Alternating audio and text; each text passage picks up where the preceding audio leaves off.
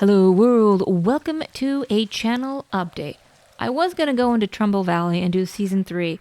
However, the infestation mechanics are actually going to get an update on the public test realm at some point. So yeah, I'm going to do that. The changes sound pretty good. I'm not sure when it's going to drop. I think they want to try to get it out before the holidays, so hopefully in the next couple weeks. But I think worst case scenario, it'll be sometime in January, probably. So there's no point in starting a Trumbull playthrough if I'm going to just be like, oh, 2 or 5 episodes later, I'm going to be interrupting it to go on to the beta. But one of the things they changed about the infestation mechanics, because apparently for their lore, they want the play cards to be sending out these the hordes that infestate places. But the play cards themselves are going to start out dormant. So at the beginning of the game, there's just not going to be infestations, which is fine. And only the play cards that you wake up are going to start sending out infesting hordes. I'm not sure what that has to do or how that's going to affect community morale. I mean, I guess that's what the beta's for. We'll find out, right? So potentially, if the infestations are way the hell on the other side of the map because I go and attack the play cards that are farthest away first, hopefully the infestations will stay way the hell away from my base and I won't have to worry about like base sieges. I'm assuming they still have some sort of... I actually don't know how the sieges have changed. I mean, like that episode that the devs thing was like a couple weeks ago or a week ago or something. I don't remember what the hell they said. I mean, I'm going to be playing it. Who cares?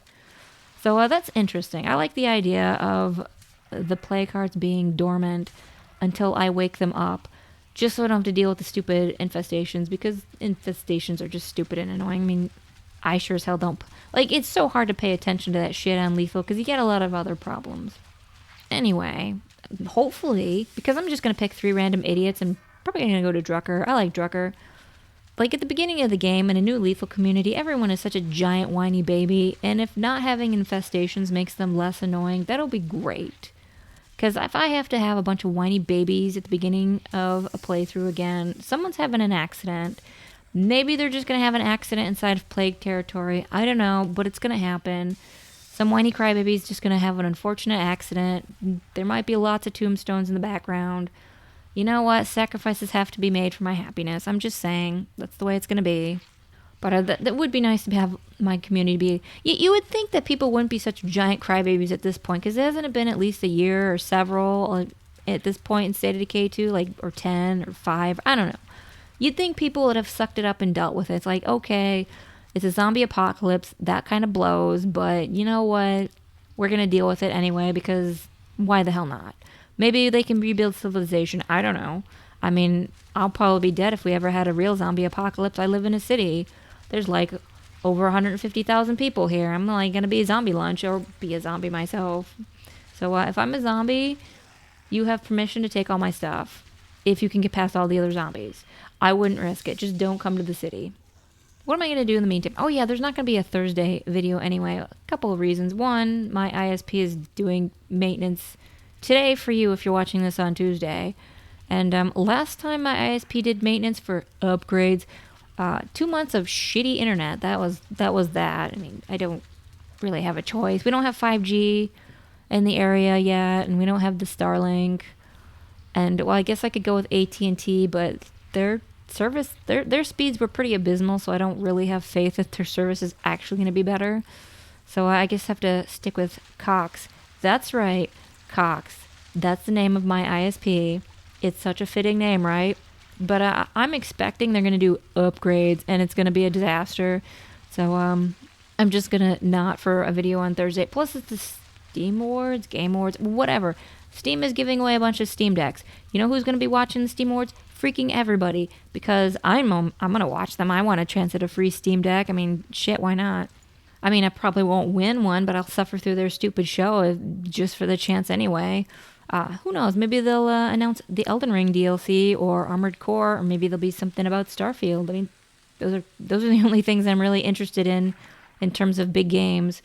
I don't even know if I'm going to buy Starfield. I mean, the biggest appeal for Bethesda games for me is the modding. I love mods. I love modding games. I mean, you're looking at B-roll from modded Valheim because it's not even out of early access, but I'm modding the shit out of it anyway. So for me, maybe I'll just wait for the Game of the Year edition. I mean, I guess. Like I don't want to play vanilla Starfield. I'm at least gonna 100% want a UI mod because I don't think I've ever played a game where I have not wanted to change the UI in some way. Like pretty much never. So I mean, I guess I'm interested in Starfield, but not necessarily until the Game of the Year edition comes out, just so I could, because by then there'll be a lot of good mods, because it'll be like a year or two later, right?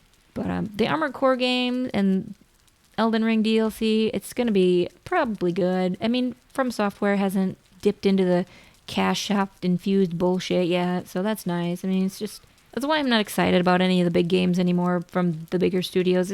They're just going to try to shove a cash shop in my face. It's a single player game, but here's a cash shop anyway.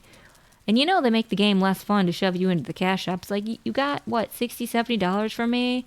Isn't that good enough? I mean, obviously no, but sometimes I just want to play a game. I don't want to have cash shop shit in my face. Superfuse is the other game I'm interested in, but I think that's more of an indie game. I don't think it's a big budget game. But that looks amazing. It's like an ARPG, but with superheroes. I love the comic book art style. I don't really know anything about superheroes. I don't read comics. I haven't, so that'll be great. But it also has a really interesting character, like the abilities you have. They're pretty customizable. It's kind of like Undecember, but the gameplay actually looks fun and not boring.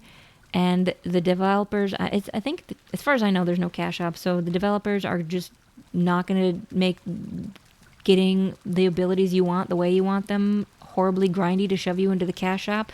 So it's like Undecember if it was like 1,000 times better.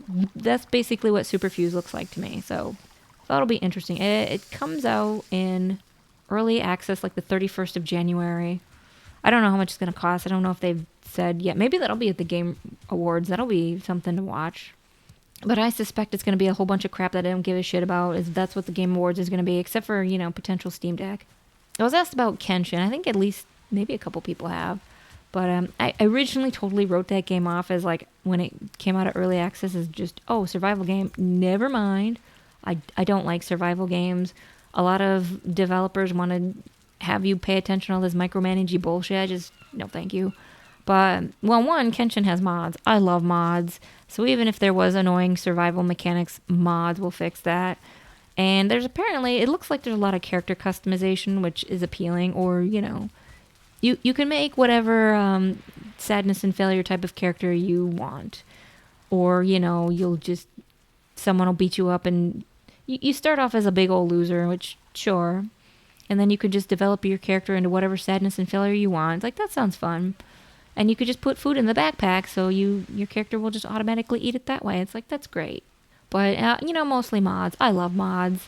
And the other game I've been looking at is Project Zomboid. I think that's what it is. It's still getting developed on PC. I mean, I don't think there's very many people developing it. But I saw the update, because I've been following it for a while, and they're going to add NPCs into it someday. So that sounds fun.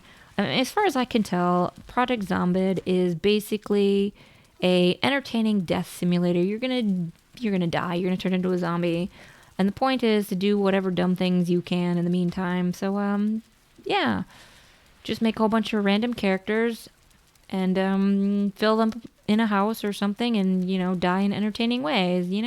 That sounds all right. But the whole NPC thing, that sounds great. Accidentally drive into their house and lead a whole bunch of zombies in. Like kind of how I do in State of Decay, just accidentally lead a horde of zombies into my neighbor's place and accidentally watch them die. I mean, it just happens. So, or, whatever things the NPCs are going to do in that game. I don't know. I like having NPCs in game. They're, useful. Bodyguards, meat shields, I'm not sure what I do the Tuesday. I probably do like some modded crab. That'll be what you're looking forward to. On Tuesday, it'll be just some filler modded crab until this. Well, maybe the State of Decay 2 beta will be updated by then. I don't know. I don't really want to start in Trumbull and then, interrupt it to go and play in the beta. It seems kind of dumb. I mean, like, I think it's a good spot where we left off. It's like, okay, we just entered Trumbull. We haven't done anything except get the demo guy.